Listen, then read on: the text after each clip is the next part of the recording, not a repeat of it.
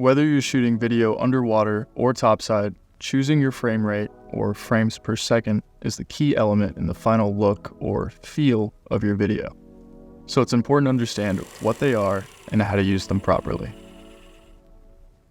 A video recording is actually lots of individual photo frames played quickly in succession to give the illusion of motion. Your camera will capture a set number of still frames per second of recorded video. That number is called the frame rate.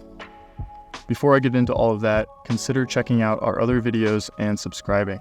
It really helps us get our videos out there and lets us know that creatives, like you, are getting the information that they need. So let's talk about some of the common frame rates found on consumer cameras. 24 frames per second was chosen as the standard in the early days of film, and it's the frame rate used in most motion pictures. 24 FPS is going to give you a natural movie look. It blurs the motion in your shot, and it's what you're used to when watching most films. At 24 FPS, you don't have the option of slowing down your footage. If you were to slow down a clip shot at 24, the motion would look choppy because the viewer can see the individual frames of the footage. 30 frames per second is close to 24, but your movements are slightly sharper. This is what most sports and news broadcasts are shot at to give it a more realistic feeling. You can also slow down the footage a bit, which, in my opinion, gives the shots a bit of a dreamlike feeling. 60 frames per second is where you'll start to really be able to slow down your footage. Whether it's played back in real time or slow motion, the movements in your shot are much sharper. And for that reason, you'll find that a lot of underwater footage is shot at 60 frames per second. When depicting animal behavior, it's very convenient to be able to slow down your footage to get a better sense of the animal's movement underwater. 120 frames per second is very slow, and it's typically always slowed down. It's used when you want to capture extremely fast movements like movements of a shark, swimming fish, or the waves at the surface. Of course, there are stylistic exceptions to this, but in general, I wouldn't use 120 frames per second for all of my footage. There are higher frame rates. Some higher prosumer cameras can shoot at 240 frames per second, but most consumer cameras max out at 120. Like the name suggests, the more frames per second the camera is recording, the more data the memory card has to record in a second. So to record 4K resolution in 24, 30, or 60 frames per second, you need a memory card with a V30 rating or higher. The V rating refers to the card's write speed, how fast the card can write or record data captured from the camera.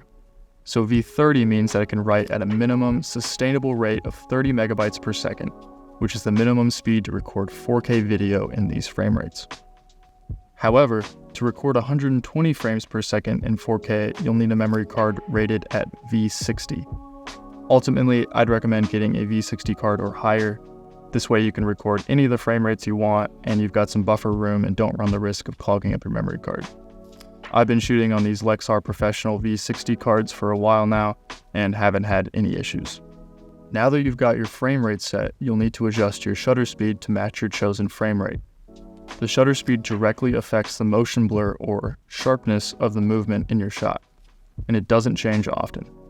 You want to follow what's called the 180-degree rule, which refers to the rotary shutter on motion picture film cameras, but has just carried over to our digital cameras.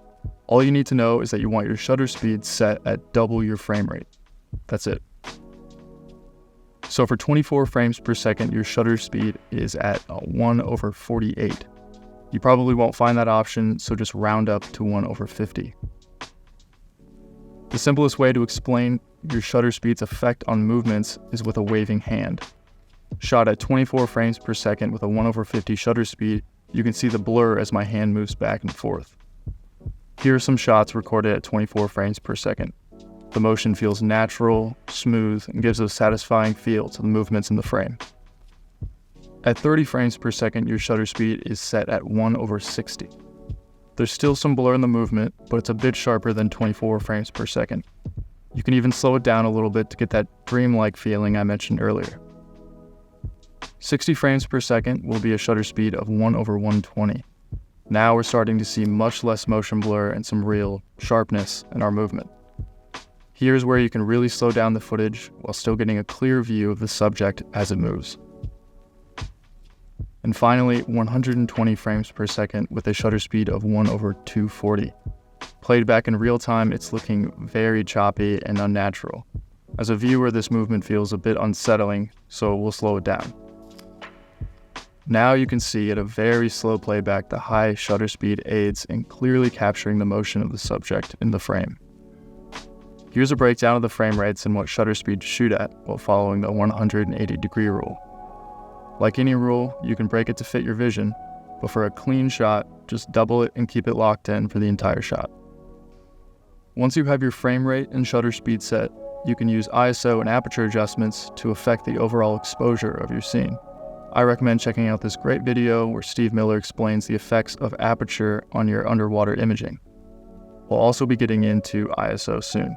Alright, before you go, don't forget to hit the like button, and as always, reach out in the comments with any questions you have, or you can shoot us an email at ikelite@ikelite.com.